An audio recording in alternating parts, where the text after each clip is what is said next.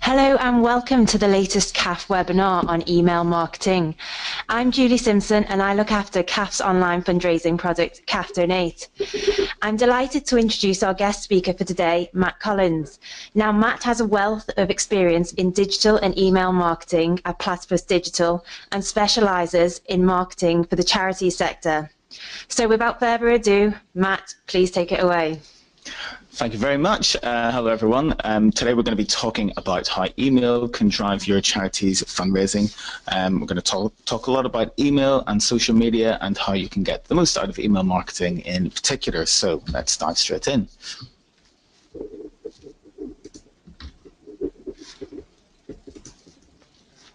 So yes, this is me. I'm Matt Collins. I'm from Platypus Digital. We're a digital marketing agency that works for the charity sector. And yeah, we do lots of email marketing campaigns and lots of other campaigns, all with the aim of getting real outcomes for your charity, real funds raised, and really making a difference in the world using digital. We're hosted by the Charities Aid Foundation, CAF, today, and they do some terrific stuff around with CAF Donate and other resources around email marketing as well.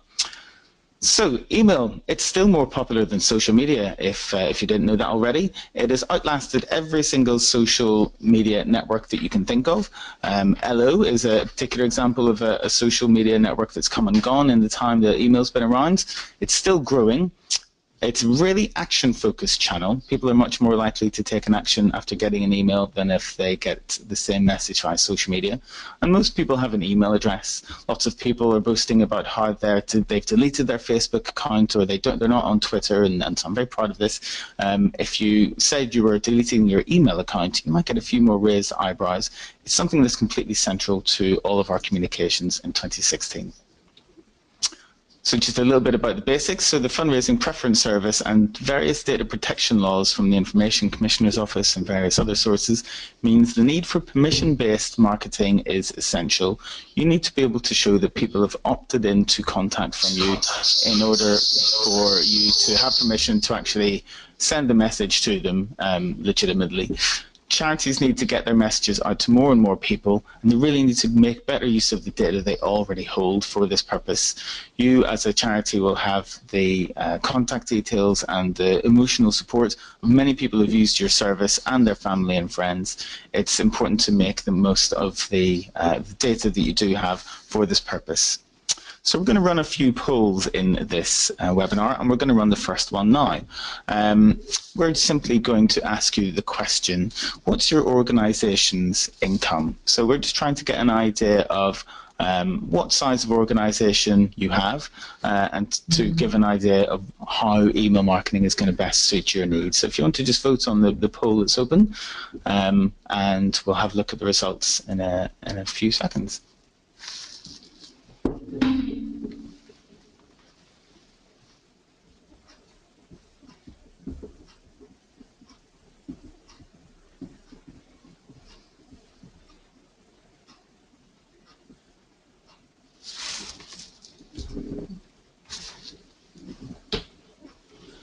All right, great. So it looks like the majority of you are in the income bracket of between 100,000 and 1 million, but it's a really even spread, actually. So we've got small charities, we've got large charities, again, depending on your definition, of course. But if you're in that bracket between 100,000 and 1 million, you're probably in the region of having maybe under 10,000 email subscribers, perhaps. That's going to vary a lot, obviously. But just think of how many people that really represents. That's people who could be making a massive difference for your organisation. They're probably willing to donate, and this is a real treasure trove of action that you could possibly take advantage of. Let's have a look at conversion rates by traffic source then. So when we talk about conversion rates, we're talking about the percentage of people who are going to take an action based on reading the message that they've just read, most likely making a donation, signing a petition or something like that.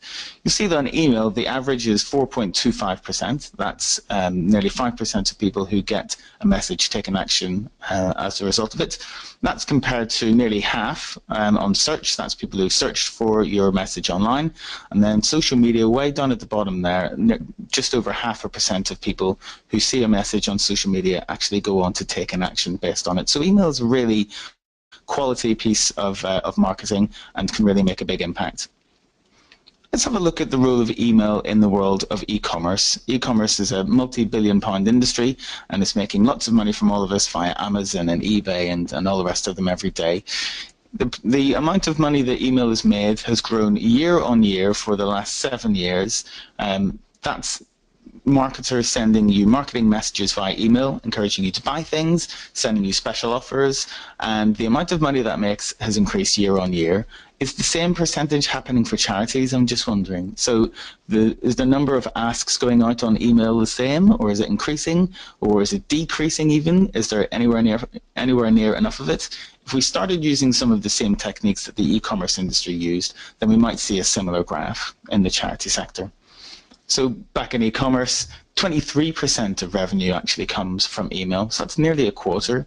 Would there be any charity out there that could claim a quarter of their income was coming from email? Now, obviously, it's a very different funding setup.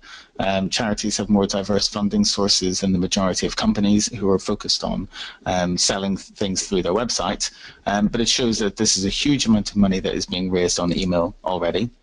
24% of marketers across all industries who segment their lists experience higher revenue. That's organizations who don't just email the same message to the whole list every single time, but actually take the time to divide their list into groups of people based on where they've come from, what they're most interested in, and sending them tailored messages as a result of that information. 42% of customers say that email is central to retention. This is a particularly important part for charities, I think. Charities have a defined group of people, at least a core group of people, who've used their services or know someone who's used their services and been touched by that in some way. So that's a huge group of people who, if asked, will continue to do things for that charity. That includes donating, becoming a fundraiser, signing a petition, whatever you like. So nearly half of people are saying that email marketing is their preferred way to hear retention messages. That's if you've done something for the organization already, maybe you made a small donation, that they'd be willing to listen to messages for increasing that donation, upgrade asks, cross-marketing into events, fundraising, that sort of thing. So email is a really central channel for this. Let's have a look at what happens when someone subscribes. They're not just filling in a box on the internet, they're kind of raising their hand. They're saying they want to hear more from you, and they may want to do more too. They're saying that they want to engage with you. So it's kind of like when two people meet in a bar and, they exchange numbers. They're basically saying, I like you, I want to hear more from you, and, we'll see where this goes. And you must remember that the amount of trust that it takes to pass on your personal details to a stranger over the internet is not inconsiderable. People are passing on details to someone they don't know, but they're showing a real trust in doing that. So email is your secret weapon, then, is what we're saying here. There are supporters out there who want to know more. There are service users who need timely, personalized messages. There are campaigners who want to drive meaningful change. There's fundraisers who want to raise more money. Most charities have lists of thousands of these people who are ready to take those actions.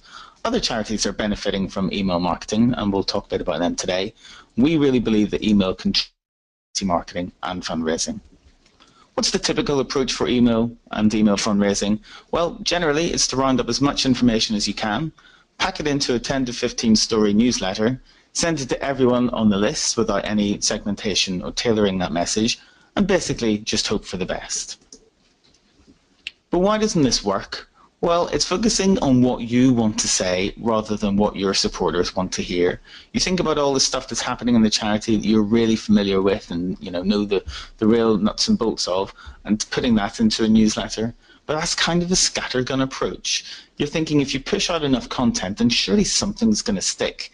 Surely something out there will resonate. Well, that really assumes that not only is your audience going to read everything you send out to them, which they definitely won't, it also assumes that your audience really cares about everything that you're saying. So think about, do you feel like you should just mention something because it's news, whether it's an office move or a particular event that's going to be of relevance to a small number of people on your list? Or have you actually asked your subscribers what they're interested in hearing about? The impact that your charity has is going to be high on that list. So think about whether you're sending out content that people will really want to hear. So we're going to run our second poll now, and the question we're going to ask you is, what is your organisation's main challenge with email marketing? What's the main reason that maybe you're tuning in today? And let's find out what your main challenge with email marketing is. I'll just leave that poll open for 30 seconds or so.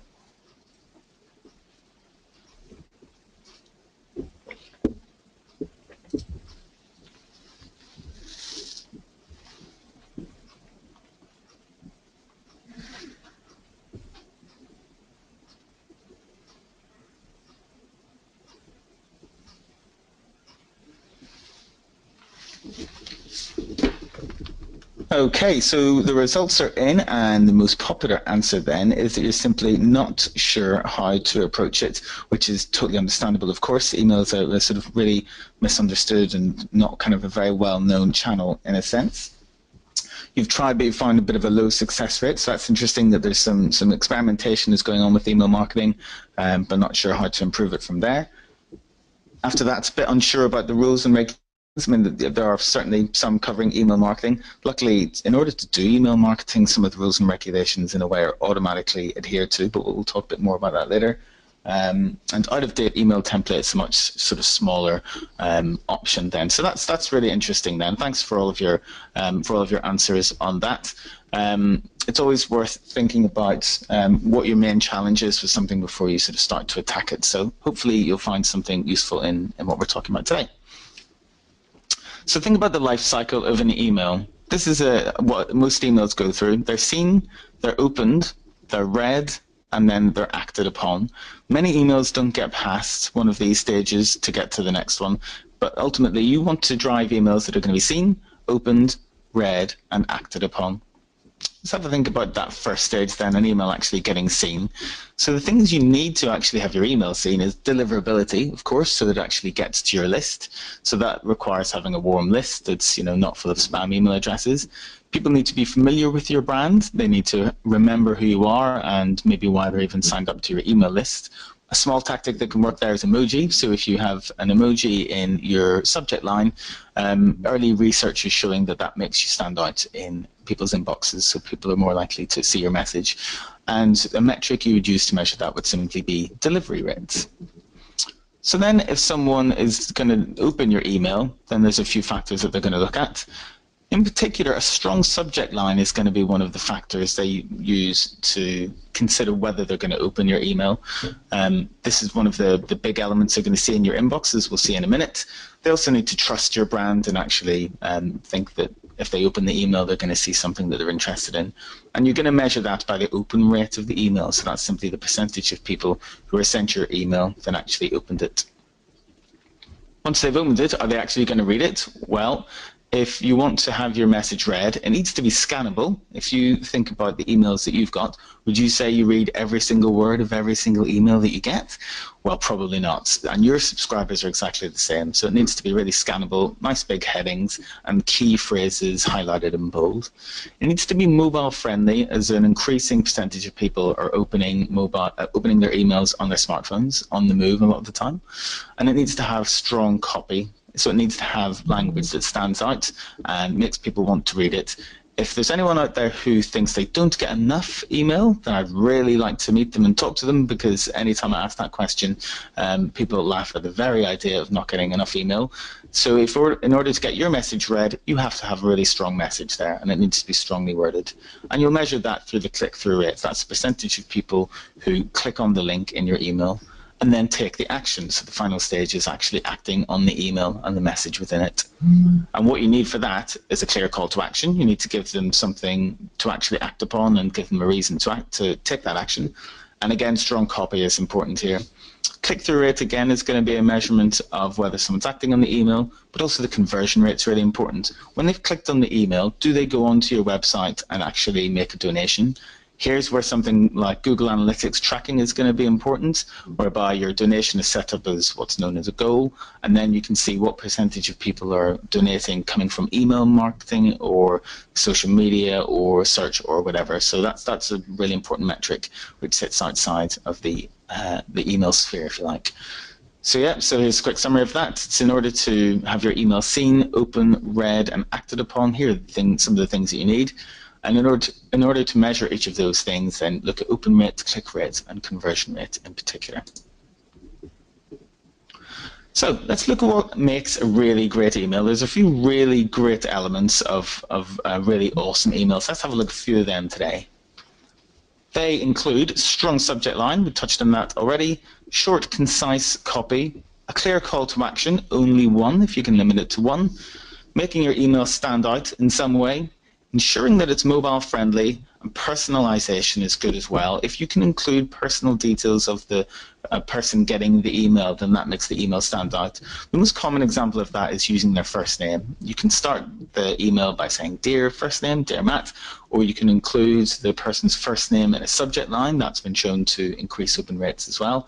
It makes something look much more relevant to the person than otherwise it might. And if you can include the location in there as well, that's always really great. If you can make something locally relevant to the person receiving the email, they're far more likely to read the email, think it's relevant to them, and take the action that you're asking them to take. So think of an email like a letter that you get through the door. There's going to be a few things in the front of that envelope that make you decide to open it or not open it. Well, it's sort of the same with an email. They have envelope contents as well. Those are the subject line, the friendly from name, so that's the name that the email is actually from, and the snippet. So here's an example of an inbox. We've got a few emails from a few different charities.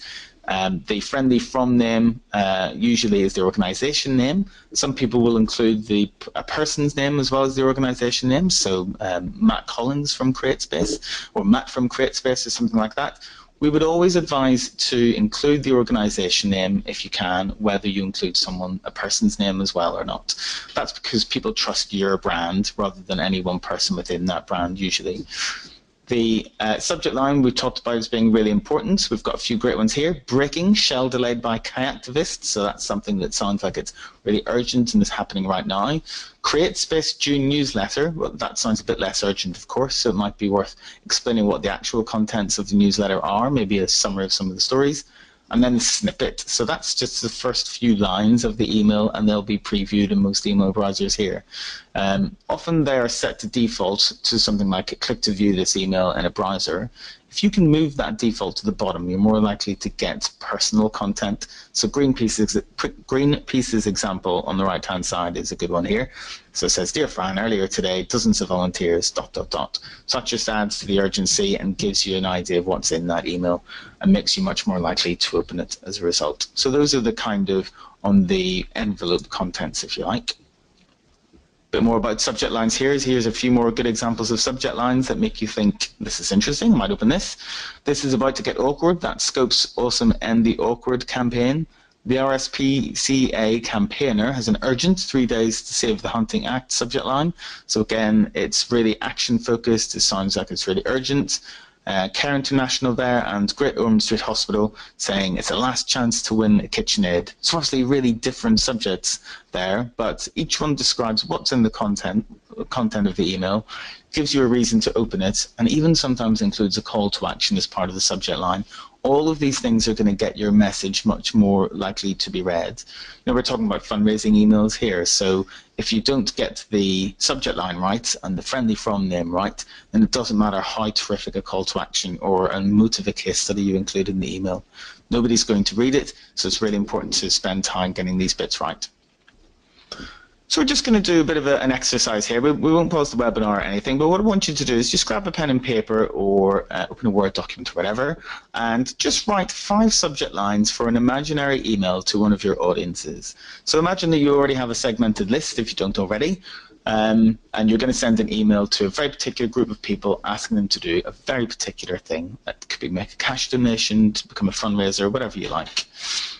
I want you to tell, don't sell, in the subject line. So tell them specifically, in a factual way, what people are going to expect from the email, what's going to be in there, and try to include verbs in at least 2 of them. So just scribble a few options there. So I'll give you an example then. It could be read more about how X changed their life through Y, or join our X event today. but try to make it relevant to your organization. It's really important to try 5 here, because once you write one subject line, and most people sort of stop at 1, then isn't your best work. If you get to 3 or 4, you'll find it gets easier as time goes on, and you might find a combination of words that you're more happy with. So try and include those active words. Try not to sell the contents of the email. Try not to make it too intriguing and not give anything away in the subject line. Tell them what's in there. Make sure it's locally relevant and actually gives the person a reason to sign up. So let's look at the content elements. So the copy, the call to action, and the image. So imagine you've opened the envelope, and this is the letter inside. So here's a couple of good examples. Here's one from ActionAid. You'll see that the copy on this email is really short. It's really just a few lines. And the copy is in bold in certain sections. So again, for the skim readers, and there's going to be plenty of them, they actually can get the gist of the entire email just from scanning through and seeing the highlighted sections in it. You'll see a lot of the highlighted sections are numbers. So numbers stand out even more in emails because they're not letters. So just a small detail like that will draw someone's eye. There's a really good call to action of will you join them, and the button really stands out because it's a button text. It's really highlighted. You're never going to miss that. And the image is really strong as well. So try to think of the emails that you send out less as newsletters and more as something like this. It's a really defined call to action. They're giving you a reason to take it, and they're including an image that really sums it up.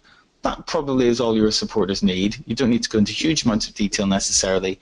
Once you've given them a reason to join, then that's maybe all you need to do. Looking at call to action buttons then, so these are a really important part of most emails because it's the main thing you want people to click on. Here's one from Scope from there and the Awkward campaign again. Now the call to action button here is underneath the image. A few things to notice about it. First of all, the wording is great. It's watch and cringe. It's a really intriguing call to action. Nobody wants to cringe, but somehow they can't help it, and it's just a really cool wording. It's a full width email call to action button, so that's thumb friendly. So if someone's opening that on their mobile phone, there's no way the thumb is going to miss that. So it's really easy to click on. And it's juxtaposed underneath a really strong image. You can see a woman's trying to shake the hand of an amputee there. He's got a really awkward look in his face, and there's a group of people standing on watching in sort of horror at the awkward scene unfolding in front of them. So it's a really intriguing image that makes people want to complete the call to action, which is to watch the video on Scope's website. Call to action buttons then, again, a bit more. Here's another example. We've got one from Amnesty International that encourages people to take action. Again, it really stands out against the background, which is dark in this case and not light. It's really clear words, no more than 2 or 3 words for a call to action button is usually all you need. And it just says take action. It's really straightforward. It's giving you reasons to take the action. Above it, it's got a nice image that has people raising their hands to take action. So it's set really well in the email. And strong copy again here. So it's really important that if you're going to rise above the noise, that you make your copy strong and bold. So here's an example about breast cancer. If you could save the lives of 18 women in your constituency every year, would you join us to stop women dying from breast cancer? So that really makes you stop and think, if I could save the lives of 18 women in my constituency every year, that really makes me sort of stop and think. And ideally your copy is going to be front loaded. So for the people who do want to just click away and go back to Facebook, which is always a click away in any email that you send out, then you need to give them a message as soon as possible, trying to get everything across in maybe the first paragraph or 2 paragraphs, and then leave the rest for just sort of the details, if you like. Keep it brief, so cut out any unnecessary words. It can take longer to write short copy than long copy. I think it was Winston Churchill who said, I didn't have time to write you a short letter, so I wrote you a long letter instead. I think that really sums up the challenge of writing short copy, but it's worth it. People will be more likely to read the message if it's got across succinctly. And use really active and actionable language. Try not to use the passive voice, use the active voice instead. So that simply means that someone does the action rather than having the action done to them. So, for example, the cat sat on the mat, rather than the much more clunky sounding the mat was sat on by the cat. So we're going to do our third poll now, and we're just going to ask you a bit about what your main communication channel for fundraising is generally. So we've talked a lot about some great elements of emails and how they can be used to drive your fundraising. But I just wanted to find a bit about what your main communication channel for fundraising is in general and where email might fit into that. So we'll just give you 30 seconds or so to vote on that poll.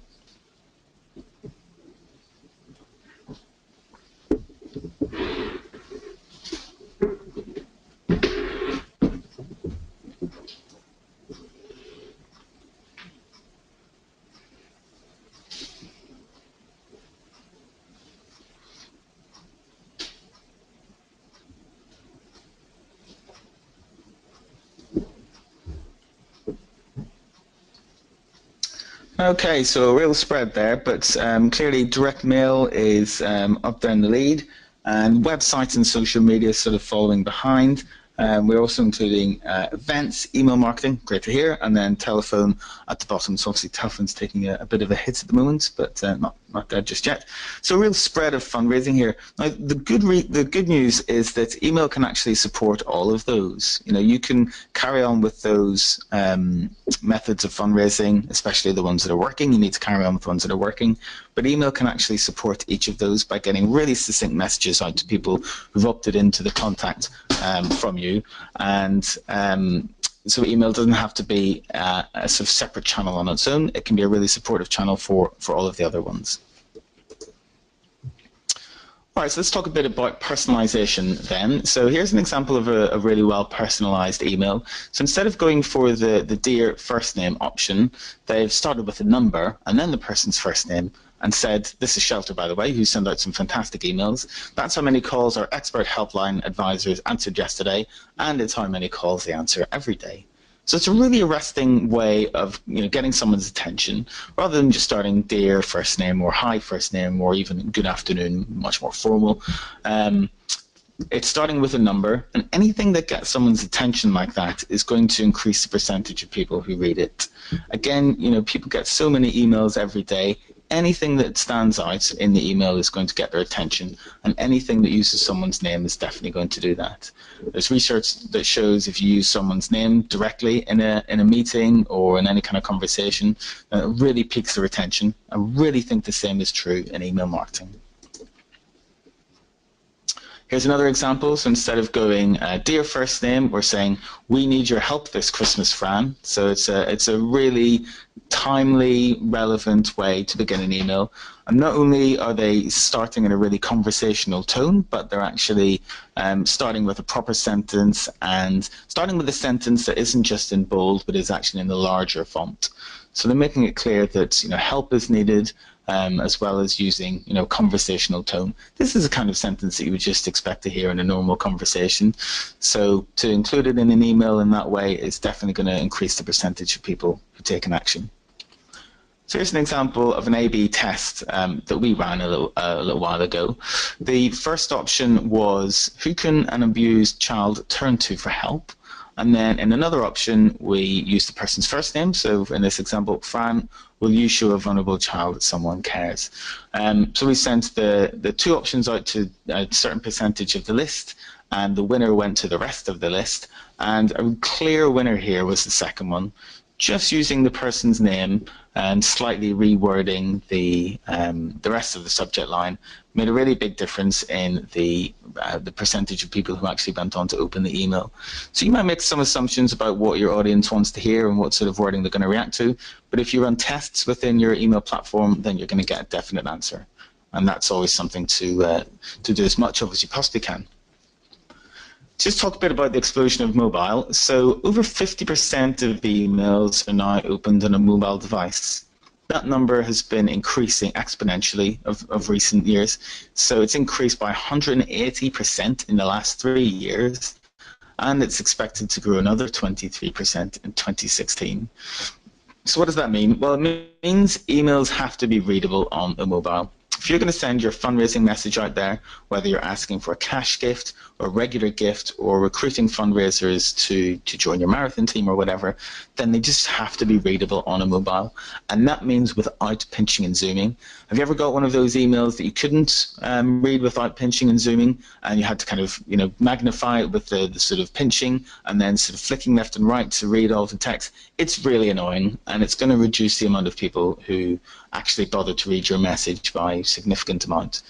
And it doesn't just mean that you need to have a mobile optimized email template. Most email service providers will provide them as standard, but it does mean that your emails do need to be as short as possible. We talked about not having too many stories and really long email newsletters. This is really crucial here because it's not just having a readable template. If you have really big blocks of text, if you're kind of sort of droning on and on about why people should do something or including huge amounts of stories, people just take one look at how long that email is without reading the content and skip away from it. So you really need to try and get your message across as quickly as possible if you're going to get your email read on a mobile device in 2016 and beyond. So here's a good example from Save the Children. Obviously, it's a mobile optimized template, but you'll see the copy and the call to action again is really succinct.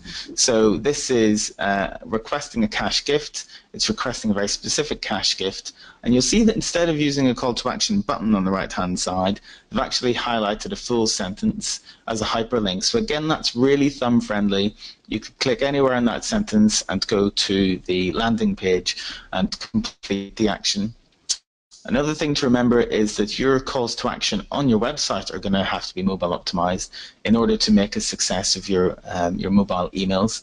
So if you've got a website that isn't mobile responsive and doesn't work on mobile phones, then it's going to be really hard to drive email fundraising. Ways around that are to link to other payment providers that do have mobile optimized donation flows, which is pretty much all of them. So it's a good way around that. So again, the elements of a great email, really strong subject line. Again, you need to give people a reason to open your email if you're going to get your message across. Short, concise copy, so getting your message across in a really short, concise way. A clear call to action, so again, try to think of the verbs associated with your call to action, whether that's join or register or donate or change your life or whatever it happens to be.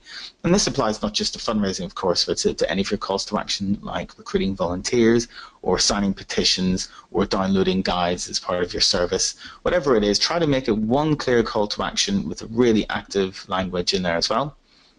Try to make your email stand out with really strong copy. Try to take the kind of emotive heart of what you're asking and get that across as strongly as possible. It's easy just to ask people to do the thing without giving them much detail, but try to use emotional words. Whether it's changing a life or the case study of the smile that you brought to a child's face, or whatever your charity happens to do. Think of the emotional words that you want to get across. That's going to make your mobile stand out a lot. Try to make sure it's mobile friendly using mobile friendly templates and short copy that has that sort of concise, clear call to action and doesn't make people scroll too much on their smartphones. And try to include some personalization where you can. So that can be first name, location, and more. So CAF have a great email marketing guide. So that's a great best practice guide for creating your next email campaign. How to create winning charity emails. So have a look at the CAF website and you'll be able to find out a bit more about that. A bit about measuring success then. So how do you know you're doing well in your email fundraising? The main way you know you're doing well is by how much money you're raising, of course. A lot of the time that depends on having conversion set up on Google Analytics on your website, because that's where the donation actually happens, and being able to track that back to the email itself. Main ways of measuring success just of the emails. Well, open rate is one of the key metrics, as we discussed. That's simply the percentage of people who opened the email that was sent, and the click rate, so that's the percentage of people who clicked on a link within the email. So if you think you're going to get more people opening your email, then you're going to have a few people drop off. You're going to have fewer people then clicking on the link in the email, so again, another bit of drop off. And then fewer people again will complete the donation or the call to action on your website. It's kind of what we call the marketing funnel, if you like. So you're going to have more people at the top of the funnel than at the bottom. But again, it's the percentage of people who go on to complete the action that really matters. The other thing to remember about measuring success is, like most success, it's not an overnight thing. Don't think that just because you send out one fundraising email to your entire list tomorrow that you'll be, inundated with donations straight away. A lot of the time, as human beings, apparently we need about 7 exposures to a brand message before we take it on board, which is one of the many reasons why familiar brands do much better than unfamiliar brands. It's why Coke does better than a new cola on the street. It's just something we're more familiar with. So the more calls to action and the more reasons to give those calls to action you're able to put out an email, then the more success you're going to see. So let's think about a couple of new ways to use email finally. So those are great ways to drive fundraising, to drive the calls to action on your email list. There's other ways that you can use email as well.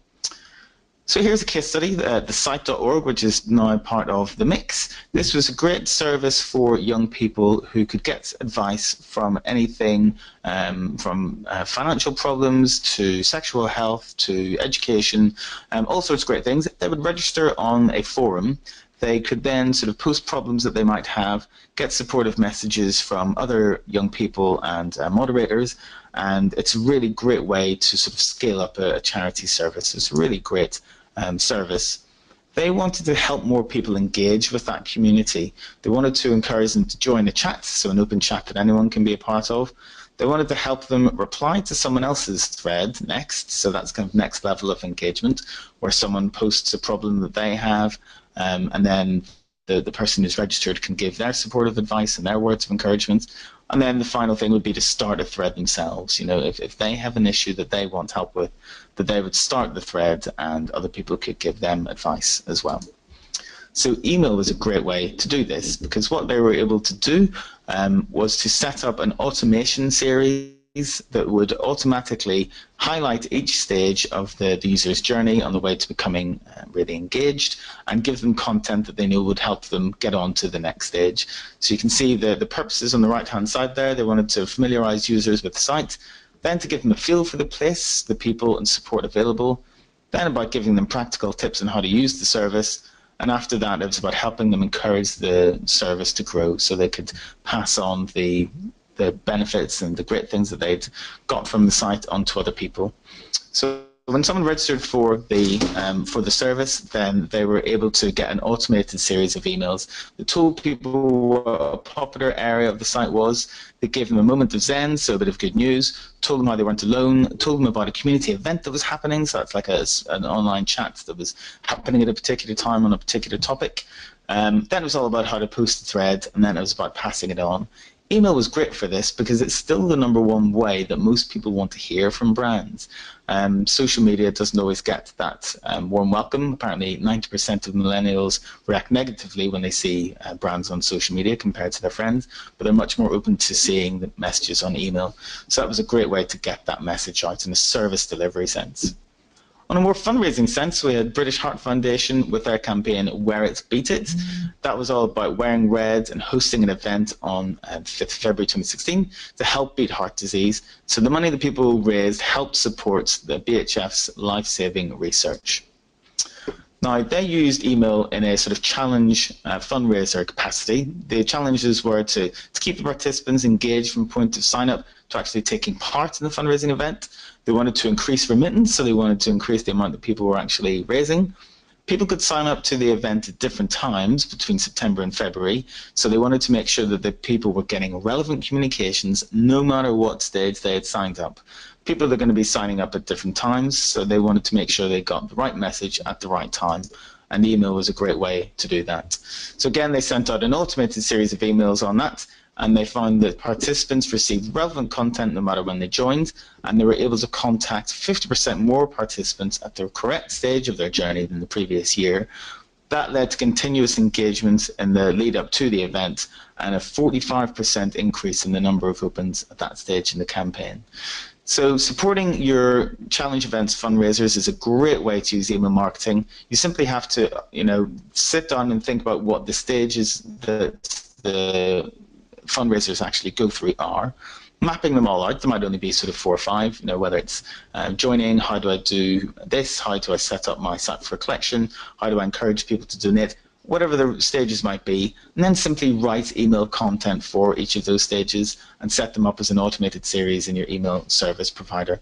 That's a great way to, in a really efficient way, encourage people to raise more money on behalf of your charity. Change.org, now they do some really good emails. These are campaigning emails rather than fundraising ones. But here's a breakdown of one of their emails. They've got a reason you should sign a petition and then a link to sign it. And then more text on why you should sign that petition and then another link to sign it. And then they've got a little call out box on the top right. And yeah, funny enough, why you should sign a petition and then a big link to sign. There's a really clear call to action from this email, but they're spending lots of time giving people the reason to sign it in the first place. So they've got lots of detail on the campaign, why it's important that people support it, and giving them as many opportunities as possible to actually sign the petition. And you can see that that's the main call to action. They use email a lot. They send millions of emails every day. And whenever there's an update to a petition, then the email goes out giving people the update and making sure they stay engaged in the campaign. So this is an example of one of those update emails. You can still do more actions on the campaign itself, but again, this is a really personal way of using email. The person who started the petition is the person with their name next to the email, so you're going to get more opens as a result of that, because it seems like a more personal email. It's not coming from a really faceless brand, it's coming from an actual person, and we think that makes a really big difference to the percentage of people who get the message across.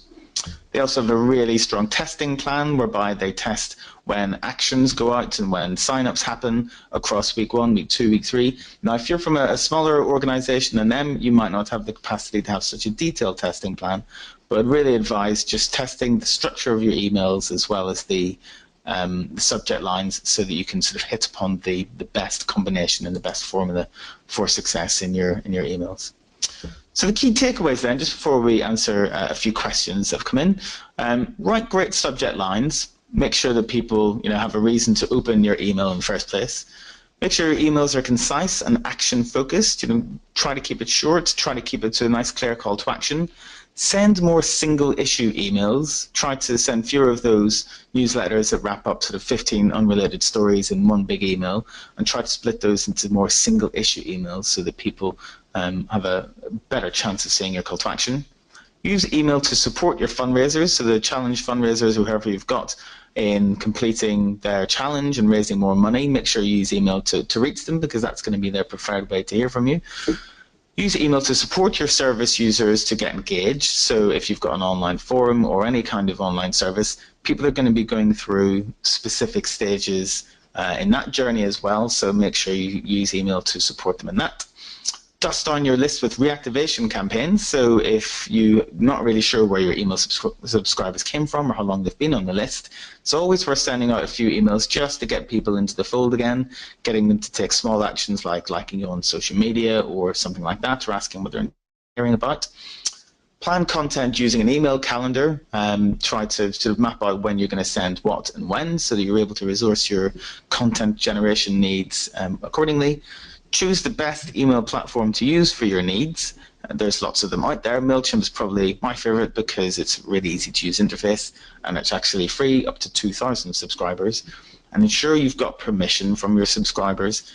Don't add people when they don't know they're being added, because you could easily come onto problems later on with the Information Commissioner's Office and others. So yeah, great subject lines, nice short emails. Use it to support your fundraisers, and try to plan your email marketing needs accordingly. Okay, so at this stage we're going to answer a few of the questions that have come in during the webinar. So what are good open click and conversion rates for fundraising emails? So what you'll find is whenever you send an email that has a clear call to action like donating, you'll tend to get a smaller or lower open rate than you would if you were just sending an information-based email. So the industry average for MailChimp generally is about 24% or so for the non-profit sector. That's a really broad metric. It's going to average a lot of different types of fundraising emails and information emails and so on. Conversion rates for fundraising emails, it's very much harder to say. It depends what your call to action is. It depends how well set up your landing pages are. So there's a lot of factors that might impact on that. But generally, conversion rates that we would look for that would be successful campaigns might be in the sort of 5% region, something like that. Again, it really depends what your call to action is and how much you're offering people and how warm your list is in particular. So when you send a list, send an email to your list saying give us money, then make sure you've given them something in return first, in the form of useful information and great case studies. How do you get more people to sign up for your emails? The main way of doing it is to give them a reason to sign up to your emails. The main call to action in most email newsletter sign-ups on people's website is simply sign up to our email newsletter. I think it would be huge, it's so much stronger if you said, find out how we change the world through X by email, or find out more about how you can make a difference and sign up to our emails. Give them a reason to. Also signing up to getting people to sign up to your email list at your events. So if you've got fundraising events or challenge events or anything like that, just get the good old-fashioned clipboard, tell people why you want them to sign up to your email list and collect email addresses there. So how would you advise expanding a small or out-of-date database? Well, in a way, what I've just said probably would do that. An out-of-date database is a tricky one. So go back to the reactivation campaign that I mentioned before. Try to send emails out to the people who aren't responsive, and that's usually pretty easy to work out from email lists, and give them a reason to sign up, check they're still interested, and if they aren't still interested after a few reactivation emails, might be worth just be unsubscribing them. Even if it's not actively withdrawn, then people's permission can expire, and if you hold on to information too long without a good reason for it, then that's not always ideal. How will changes in the data protection regulations affect the use of email marketing? Well, data protection regulations are pretty stringent as it is. The main thing you need to remember is that people need to have opted into contact from you by that particular method in order for you to have permission to use that method. So if you've got a sign-up box on your website for email, then it's going to hopefully clearly say email me with more information about whatever it happens to be. So those permissions are automatically kind of there. Most email service providers only let you upload subscribers whose permission you already have. So really you just need to make sure you have permission to email people in order to email them. Don't assume that you have email permission from other sources. It's the main thing to remember there. Where would you suggest placing a donate button on an email to get the best results? Test is the best answer here. You can put the call to action button high up. You can put the call to action button at the bottom. You can put it in the email. You can put it in a button and sort of reinforce it using links throughout the email. Just test to see what's going to get you the best results. The most common place is probably at the bottom on the right. You'll see that a lot in emails, but if you do different versions of emails and see which one gets the best results, then you'll get a good idea. How many emails is too many? Very good question. How many emails is too few is the question I tend to counter this one with, because it's usually too few emails that organizations send out. There's an email I get from a blogger who is so good, he sends out a blog every day, and I open his emails every day. The email is just the blog, basically. I read it every day because it's always great. So an email every day isn't too many if you're sending out really great content. But if you're starting from a starting point of like an email every 6 weeks or something like that, then probably move to an email once a week and see how you get on from there. So any specific advice for charities that are 15 to 20 million income a year for general email marketing? Got an email list of 55 to 60,000. Wow, big email list then, awesome. General advice is no different to an email list of 5,000 or 500 really. Try to send out great content. Don't assume that people who are on your email list are reading your website every day. They probably aren't. So make sure the best content on your website is sent out to them, because they're going to find that content really, really useful. That might be advice pieces, it might be news, it could be calls to action to join your various fundraising events or to donate. But make sure that the best content on your website is sent out via email. And again, especially with a list that size, try to make sure that the list is clean and you're getting good open rates, and that you're sending regular reactivation emails to people who aren't opening your emails. Another question, how can you make it easy to donate online when someone receives and responds to an email? So this is probably more a question about the landing page that you send someone to in your email rather than the email itself. And the main bit of advice I can give is just make it easy and don't include too much information. Some donate pages will have reams and reams of text about why you should donate, about all the different ways that you can donate, and it can be really distracting to actually completing the online donation, which is all that person really wants to do. So the main advice is to keep it simple. If someone comes to your donate page, they probably already want to donate, or they probably have made up their mind that they're likely to donate or definitely warm to the ask. So just make it easy for them. Don't put too much distracting information in their way. Don't try to do too much convincing at that stage, because there's a good chance that they're warm to the idea if they've clicked through in the first place. Keep the text small, keep the number of steps low, and then you're more likely to get the donation off the back of the email.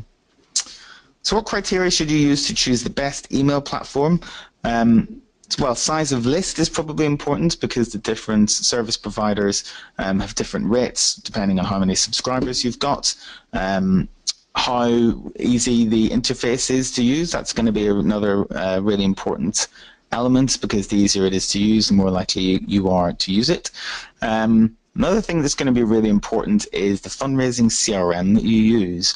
There's different CRMs out there, there's different ways to collect your donations, and not all of them integrate with every other email provider. So if you're looking to move, then you probably want to have a think about how your donations come through, how you store your fundraisers' personal details, how you store the personal details of anyone who you come across in your charity, and see if there's a way of integrating the email platform that you choose with that CRM, because that's going to make your life a lot easier if you're able to see all of that information in one place and send emails off the back of actions that people take on your website.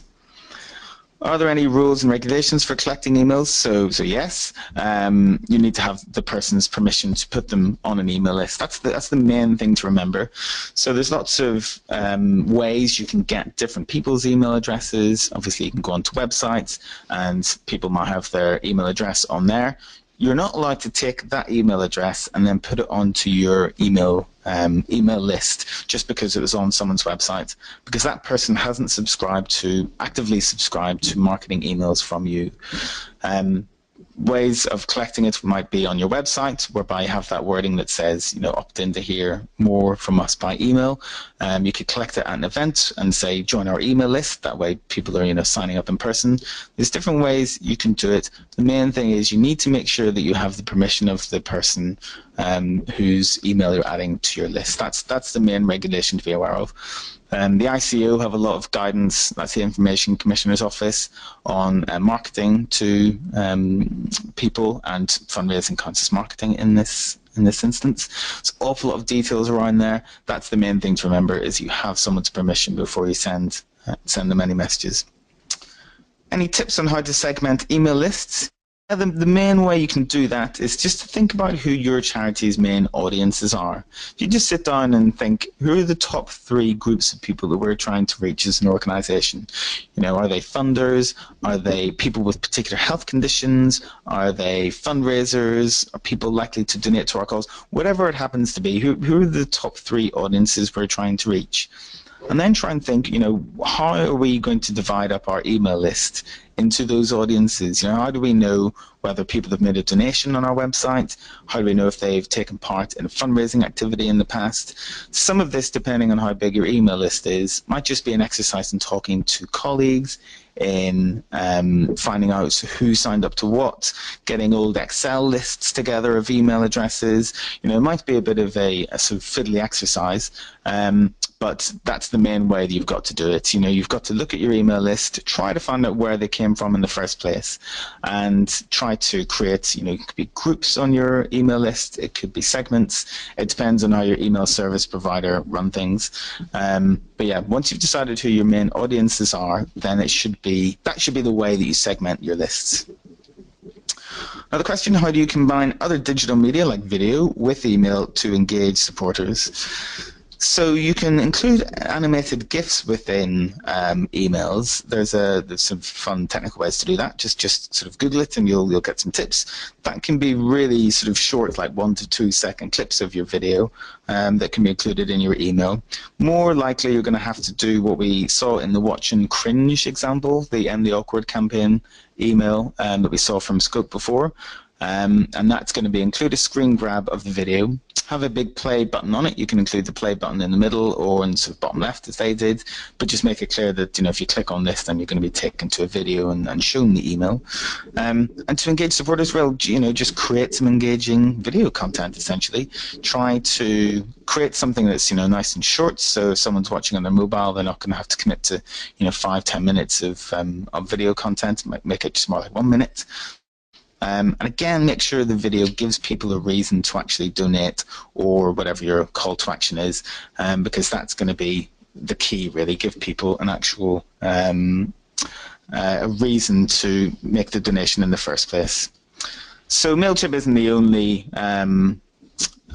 sort of platform out there. There's a question about other platforms like MailChimp. There's a number of different ones. You've got Dotmailer. I believe there's a version of Dotmailer is used for charity email that you can get discounts on.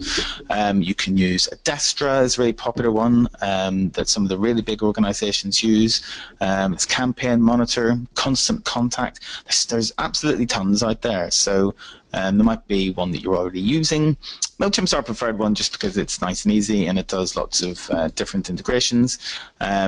But yeah, you can use Destra and Constant Contact, Campaign Monitor, any number of them. And they mostly do the same sort of thing, so it will come down to personal preference and how much you're going to have to pay for your particular list size.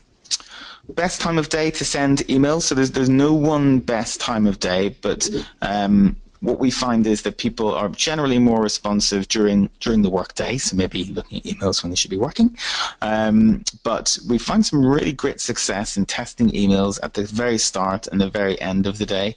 So that might be when they're commuting, might be when they're on a train to work or a tube to work or whatever, and they're just catching up on their emails, they're just looking at social media. So that's a really good time of day to test email content. Can you send them something nice and short so that they maybe don't have to spend too much time taking an action based on? Can you send them something nice and interesting that doesn't have too, detailed a call to action? So sending that at more like sort of 7:30, 8 o'clock, maybe sending something else at like 6, 7 o'clock. Generally, weekends are found to not be as successful for email as people are slightly less glued to their smartphones. But again, there's only one way to find out, and that's to test. So send your emails at different times, compare the open rates each one, and that will be the main way to find out. What advice do you have for sending emails into the corporate sector? Well, it very much depends on the context of the question, I suppose, but all the same advice, really. Keep it short, and make sure it looks really beautiful. Make sure the graphics look really good, because depending what the subject of the email is, then they're going to expect a little bit more on that. So I think we're going to wrap up in sort of 2 minutes or so. We'll answer a few more questions. So do you recommend buying email lists? Generally, no. It's a sort of practice that generally, while you might get some short-term success on it, it's generally not a way to sort of generate long-term supporters. And so I generally wouldn't recommend buying email lists. You can certainly trial it and see what sort of success you get. Just be very, very careful and very clear that you've got the permission of the people to email them in that context before you send the emails. That would be the main thing to remember on that. Okay. And so we've got one final question, which is, what is CAF Donate? So basically, CAF Donate is CAF's online donation platform, and it helps charities to take donations online, but also you can process donations that you've received on the phone or through the post. If you haven't looked at it in a while, we've actually upgraded our donation experience for donors, which has actually improved our conversion rates. And basically just encourages people to donate more online, either through direct debits card or PayPal payments. So that's what CAF Donate is. Okay, just a few more questions then. How should you choose between different email marketing engines and online donation processing services? There's a webinar on that in itself. Different email marketing services, hopefully covered that in the last question. Online donation processing services, the key thing to remember with those, I would generally say, is conversion rate. You know, about the processing fees and percentages and monthly fees and so on. Think about how likely someone is to get to the end of that and make a donation. I'm sure there's some great stuff happening on CAF Donate and all the other ones out there, but don't get too caught up in what the upfront cost is. Think about how much money you're actually likely to make from the donation service provider, and then that's the main thing to remember, because it's not about how much you pay up front, it's about how much money you make for your calls. Okay, so that's all we've got time for. Thanks very much for joining us today. I hope you find that useful. Please feel free to keep in touch by email, of course, and I hope you enjoyed the webinar, and good luck with all of your email marketing in the future, and we'll see you next time. Thank you very much.